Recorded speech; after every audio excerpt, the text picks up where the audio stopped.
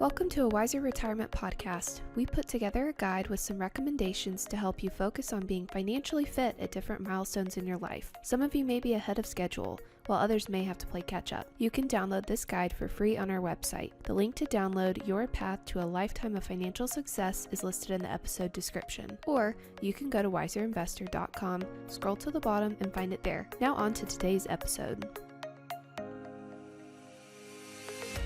Welcome to a Wiser Retirement Podcast. We believe the best financial advice should always be conflict-free. I'm your host, Casey Smith. Guiding you to financial freedom today are my co-hosts, Brad Lyons and Michaela Dowdy. Hey, Michaela. Hey, good morning. Hey, Brad. Hi, Casey. So, Michaela, this is your second podcast with us. It is. Welcome Had to come back for more. Welcome to the round table. Yes. Like, literally, it's a round table. So today we're going to talk about financial planning in our 20s. And I mean, I tell you, I don't know that we meet with too many 20-year-olds, late 20s probably, but 20s are all about just getting started in life. You just graduated. It did. Yeah. Yeah. Where'd you graduate from again? Samford University. Samford University. That's in Birmingham. It is. And you were a finance major? I was. So you should have a head start on all this, right? They teach you all the things about life, and you're a finance major, right? I think you get a lot of a broad concepts of like macro and microeconomics and understanding market language and all of those things. But in the nitty gritty of understanding personal finance, I think that comes at more of a surface level because I think it is something that they don't focus as much on the personal side of things. It's a lot more of the corporate side of things from my experience. And so I think it is something to now be on the personal side is really nice and getting to learn firsthand. Yeah, that was a sarcastic comment. Oh. Yeah. So, yeah, because they don't. I mean, I was a finance major too and had to learn kind of through the School of Hard Knocks. Brad, you know about School of Hard Knocks, right? Yes. They knocked me many times. Yeah, I'm a multi-year graduate. Yeah. With multiple degrees. With multiple degrees, yes, that's right. All advanced. Yeah, that is true. I mean, even finance majors. But you're studying the CFP now. Yes. So obviously that's all very practical for the most part. No, definitely. Yes. So that brings some things in. But, so I'm 44. We won't talk about Brad's age. Brad's a little bit older than me. A little bit. Yeah. I would have done, let me think about this carefully. I would have done some things different in my 20s.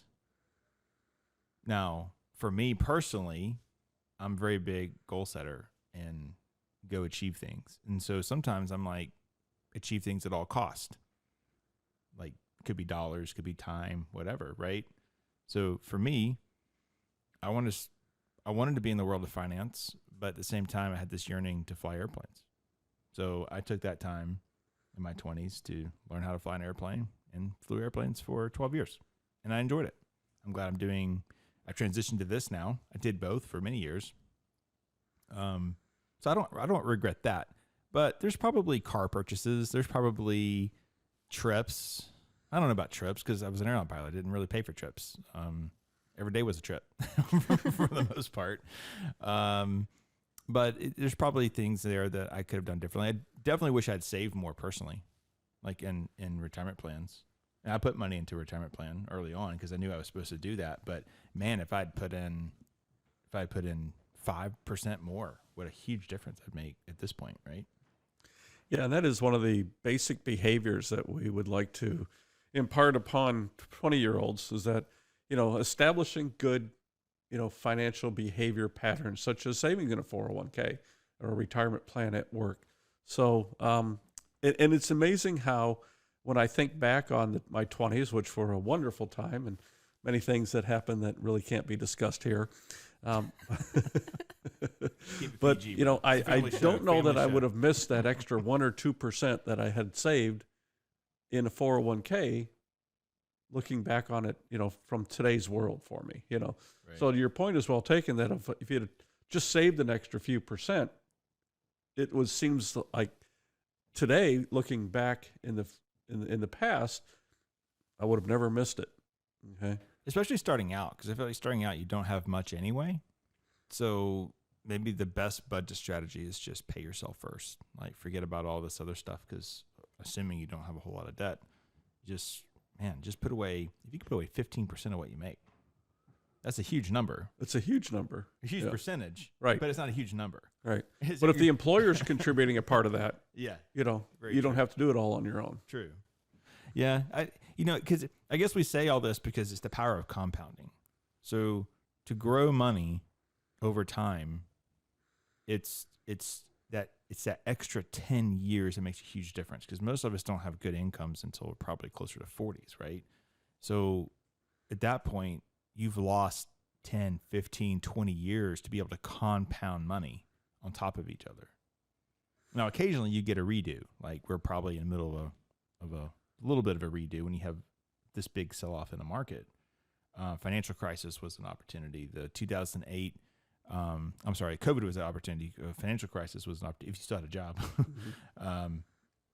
to be able to put more money to work. But usually we get so scared, we tend not to do that. I think it's more of, how do you participate in the long-term growth of the S&P 500?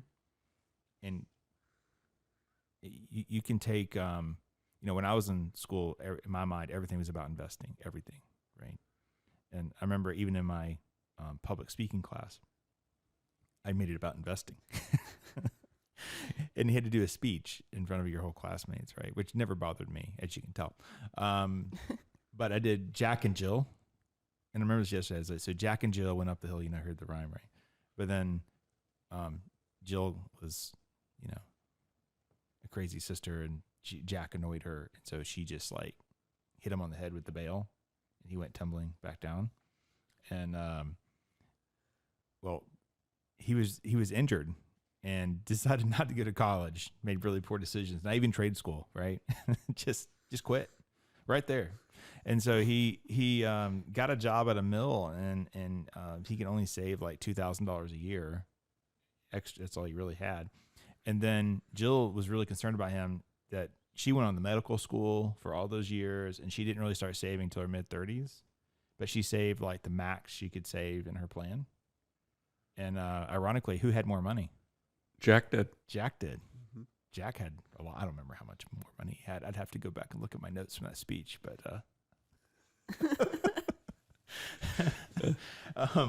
but the point is, I don't know which is stranger, the story itself or the fact that he thinks he still has it somewhere.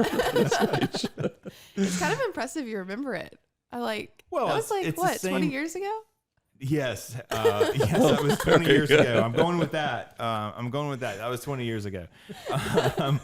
But the point is that it's the same story. We read about it in every analogy of why you should be saving money sooner. Mm-hmm. It's the same story. Well, compounding has been compared to and called the eighth wonder of the world.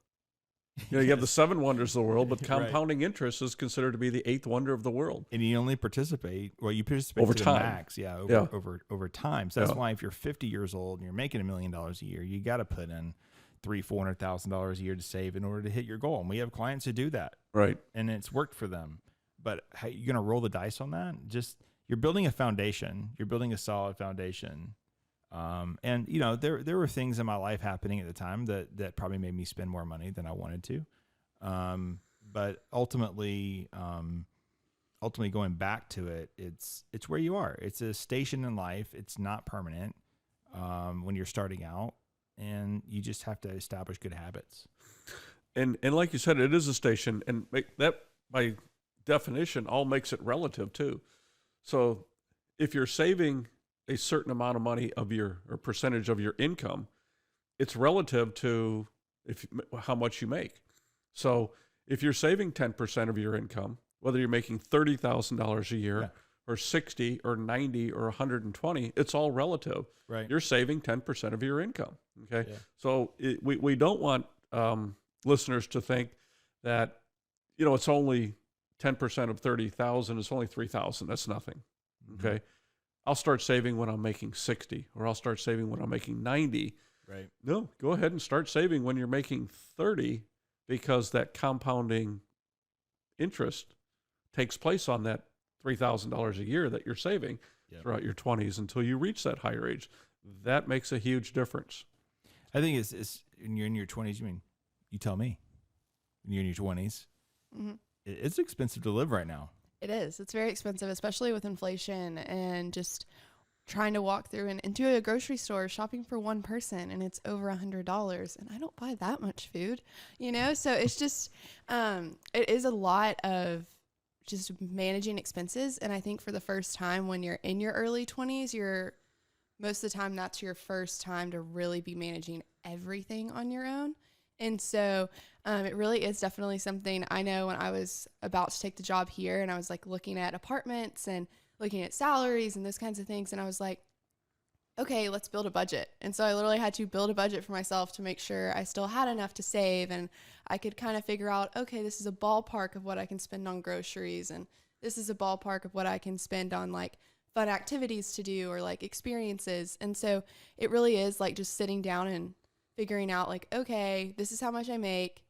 This is how much I can save with that and still, live my life and have a good time living my life, just within its own barriers. And I think it's something that like saving shouldn't be thought of as, especially in your 20s, it shouldn't be thought of as like, oh, I'm constricting my life. I'm not going to get to experience so many things because I'm saving this money. And it's like, no, that's not the case. It really is. It's like giving you the freedom to know that when you're spending that money, you've already saved.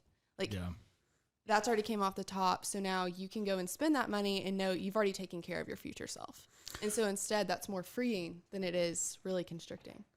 To the earlier point that colleges and high schools even really don't talk much about personal finance. In college, you learn how to have a career, what type of career you want to have, but they don't tell you what to do once you begin that career.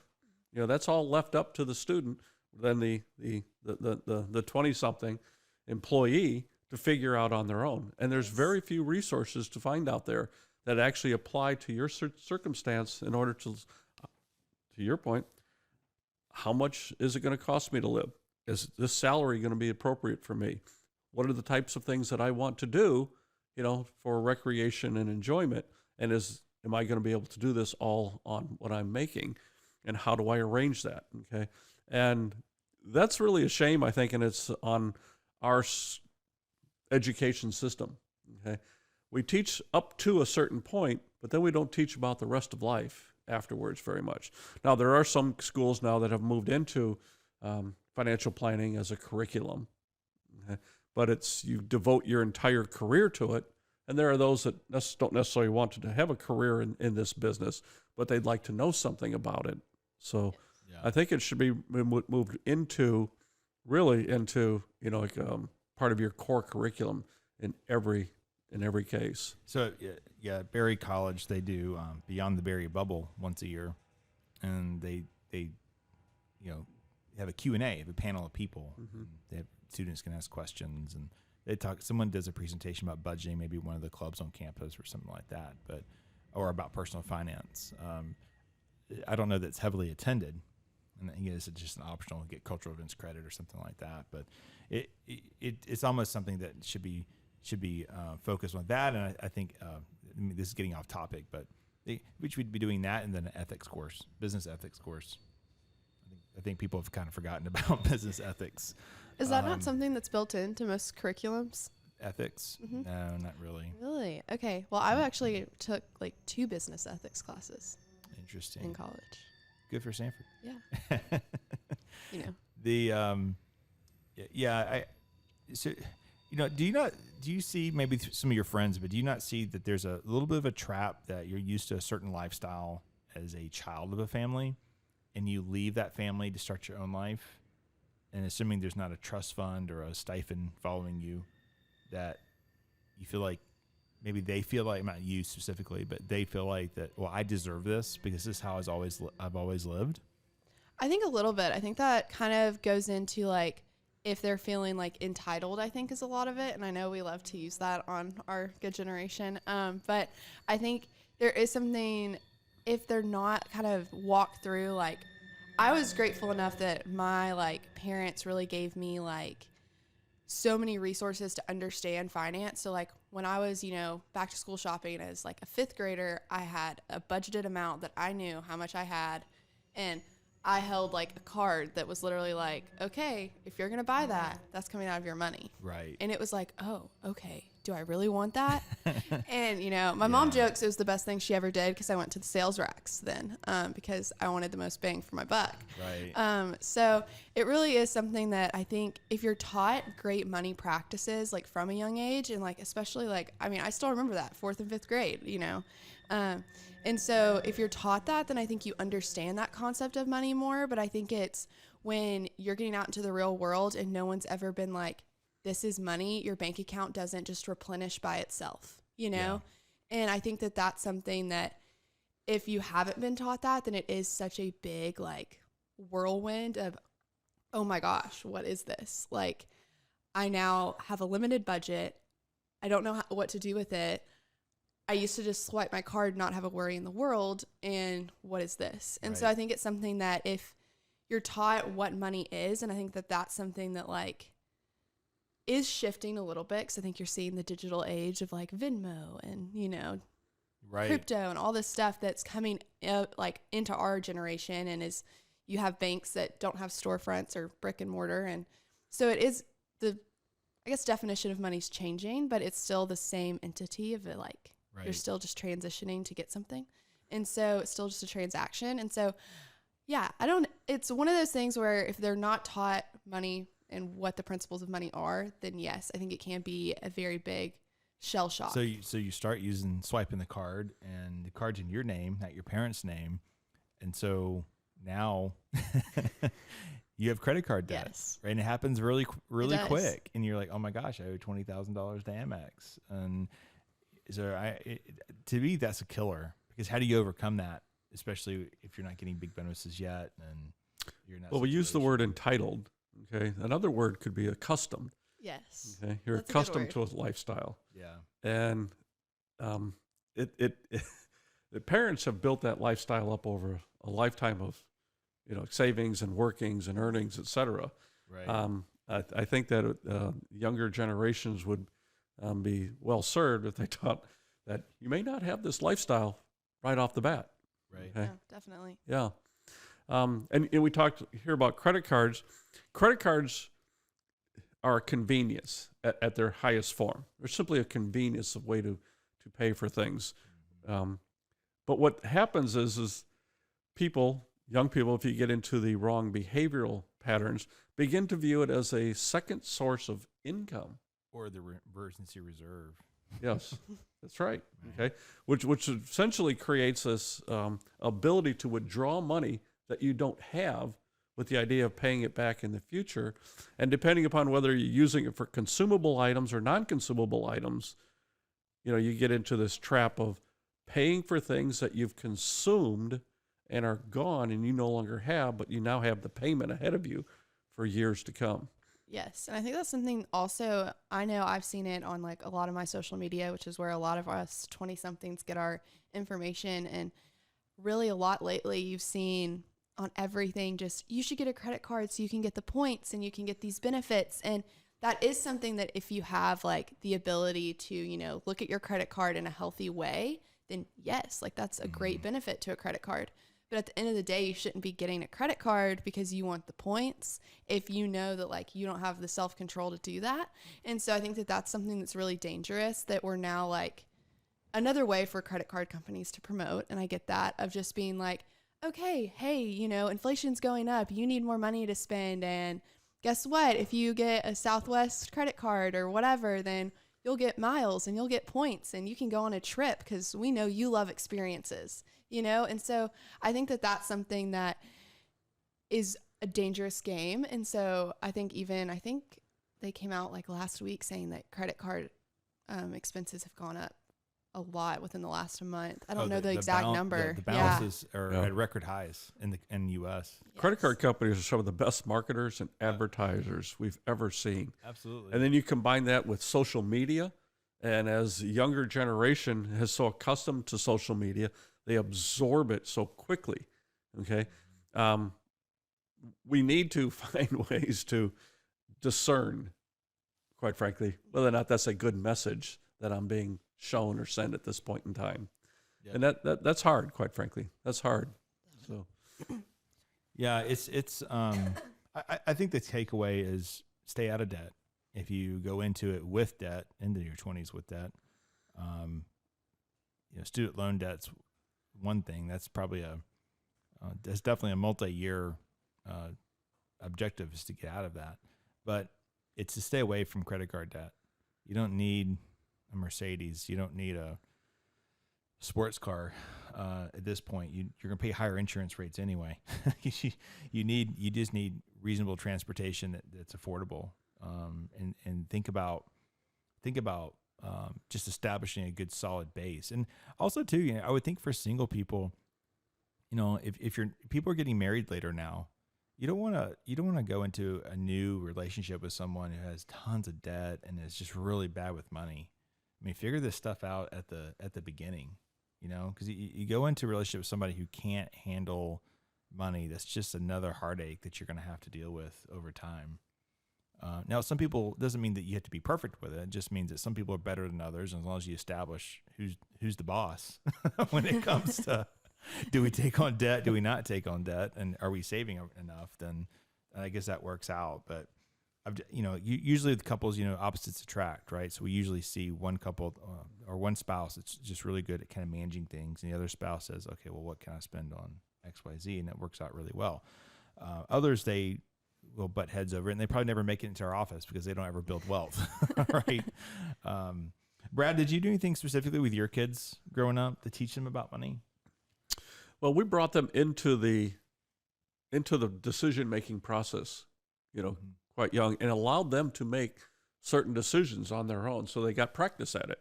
And one of that was money, quite frankly. Now, we didn't give them allowances, or they didn't earn through chores. Chores were just something you did around the house because everybody does. Yeah. But as they got their driver's license, and then they were able to go to their summer job, they got summer jobs. Yeah. Yeah. Yes. It was no question about it that at 16, they got their driver's license, they were getting a summer job. And so that was their income. A certain amount went into savings, a certain amount went into their checking account. And the beauty of online and apps and stuff was that we could all track it. Yeah. Okay. So they could track it, we could track it. The bank accounts were linked between ours and theirs online, at least. And so that I could assist them with monies going back and forth and show them how it was done. So it was very, I'll say tactical.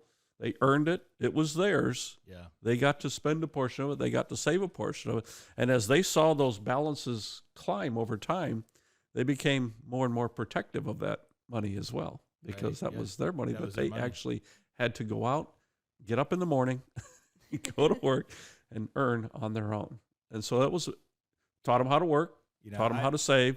So absolutely. Going back to our last theme, we had legacy planning and talking about building a legacy and teaching the next generation to act like the first generation in building wealth, not destroying wealth, right? The topic came up at a dinner table one night, and you realize that my kid's school, my oldest is 17. None of his friends have jobs. Nobody has a job. Nobody. Isn't that crazy? Wow. And for him, I've let him not have to get a job because his job right now is a D1 golf scholarship, and he's out there doing chipping and putting drills for hours. And so I said, okay, well, that's his job. That's his thing.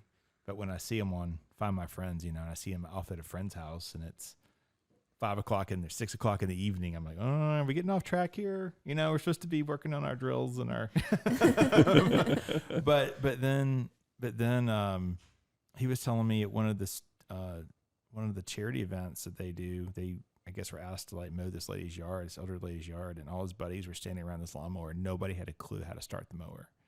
And he has mowed our grass, probably a handful of times, maybe 2 handful of times, but he has gone out and done it because I said, hey, go mow the grass. The yard guys are behind on their job or something.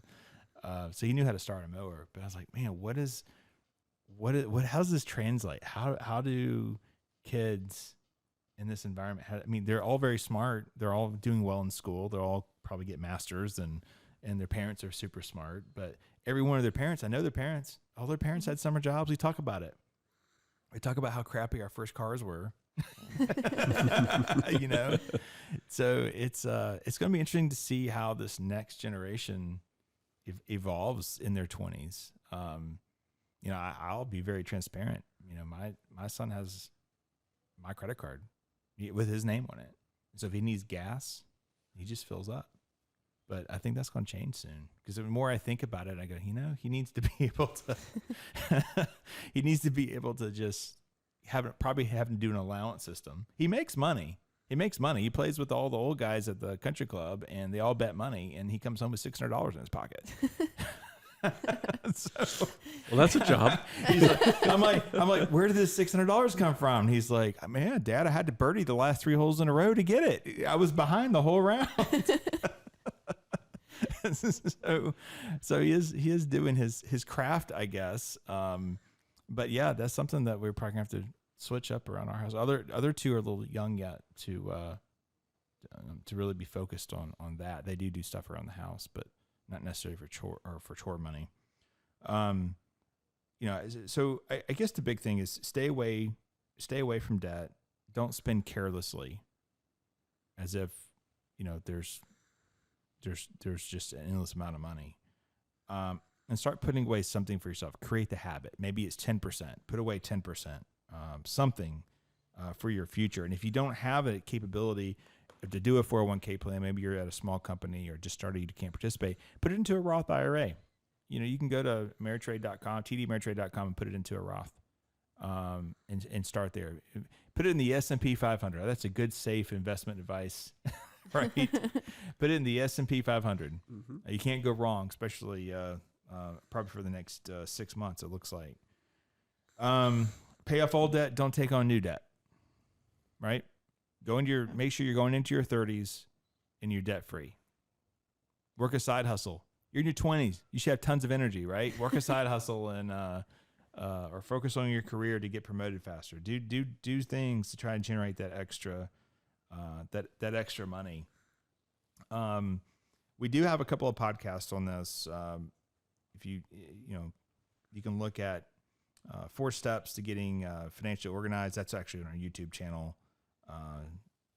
Should you also look at if you need to hire a financial advisor, we have a episode 54 talks about hiring the right financial advisor. We talk about active versus passive investing. That was one thing I was going to mention.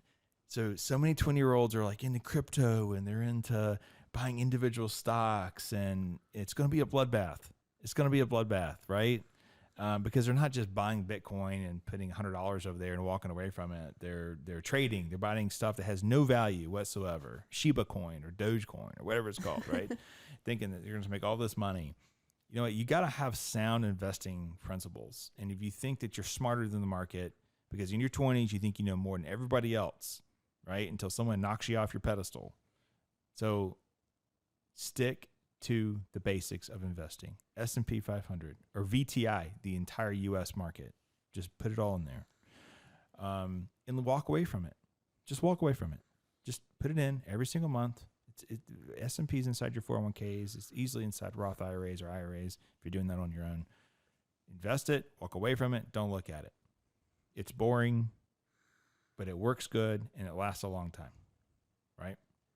Yeah. So just keep putting money in there every single month. Don't overthink it. Yes, a lot of money can be made on individual stocks, and if you want to gamify investing like Robinhood has, oh my gosh, Robinhood. You look at your phone when you have a client who does trading on the side. He showed me his phone. You're literally looking at on the app on Robinhood, and when the market's trading, your balance is moving in real time. So it's not refreshing. Every time you refresh it, it changes. It's literally moving at you on the screen like you're watching a movie. And that's gamifying investing. That's the wrong way to look at it. You know, you put it in there, you look at it once a quarter. That's what you need to do. And just have that practice over the long time. And you're going to be a multimillionaire in your 20s. It's easy. You can be Jack, get hit in the head, not go to school, put $2,000 away every year, and you're going to be a millionaire, right? So that's where it all starts. And it's just, unfortunately, if you are 20 and you are listening to this, you know, good for you. most of your peers probably aren't, right? And they aren't going to try to do the right thing because they just know everything. Or they have time. When you're in your 20s, you think you have tons of time, but it flies by like that. Mm-hmm. Right, Brad? Yes, it does. But I have more time too. But time is the key. Yes. And that's the irony of all this, is that in our 20s, we think we have time to do it later.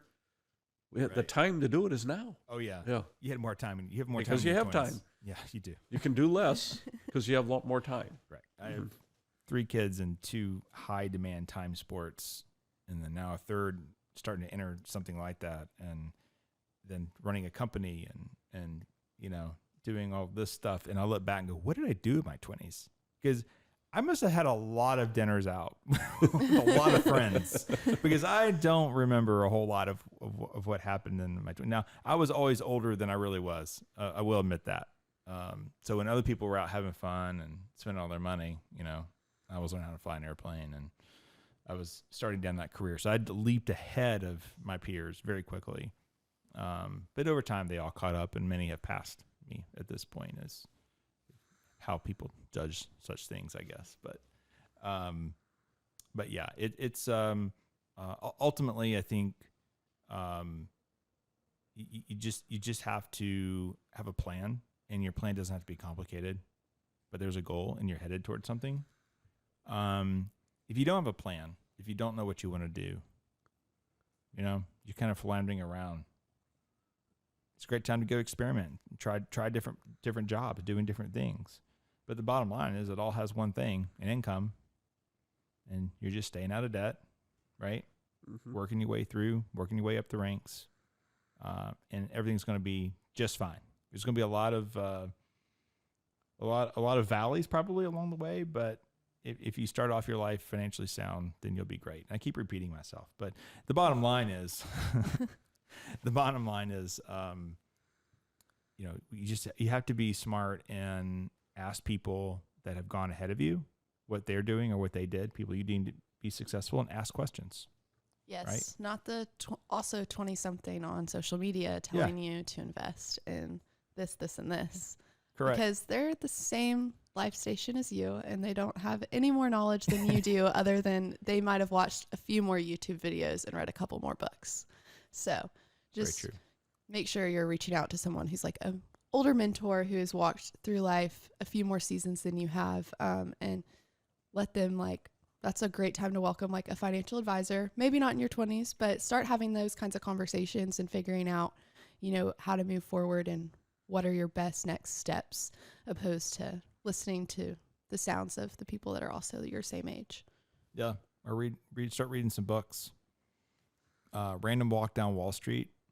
That's a great book. You read that book, didn't you? I did. Did you read that in school, or did you read it when you started here? I read it, started it from a request from a professor. It was one of his recommendations for me to read it. And then I fully read it when I was here. Yeah.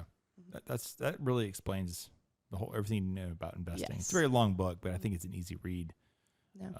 But yeah, that would give you some ideas about investing. Personal finance book, I don't know.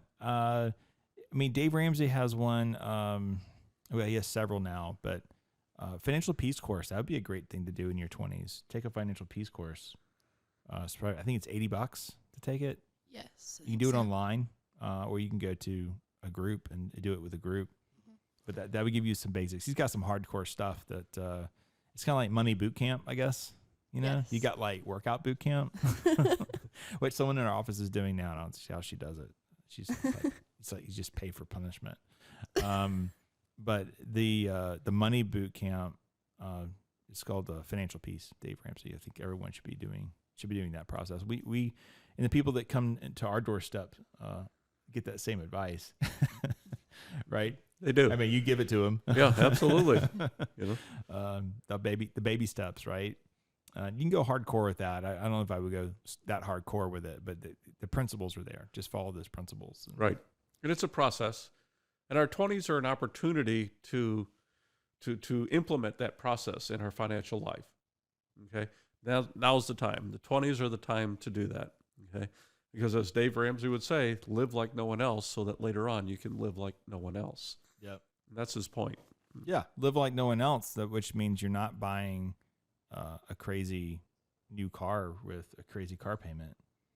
You're not maybe getting the nicest apartment initially. You're getting a good apartment, safe apartment. That's important, right?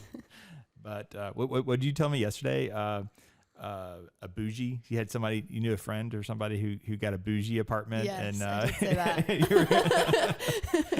you're like, I really like his bougie apartment, and but you got the practical apartment, right? So Yes. two different things. These are all terms we have to learn, Brad. Yeah, I'm just sitting here. Yeah. I don't know. We digress. This is not even about finance anymore. Yeah. just culture conversation. All right, guys, enjoyed it. Talk to you next time. All right. Thanks for listening to a Wiser Retirement podcast. We hope you enjoyed today's episode. Make sure to subscribe wherever you're listening, that way you don't miss any new episodes. We would also appreciate if you could leave a rating and review. If you have any questions about anything that was discussed today, head to wiserinvestor.com and reach out. We would love to hear from you. This episode was produced and edited by Lilton Moore.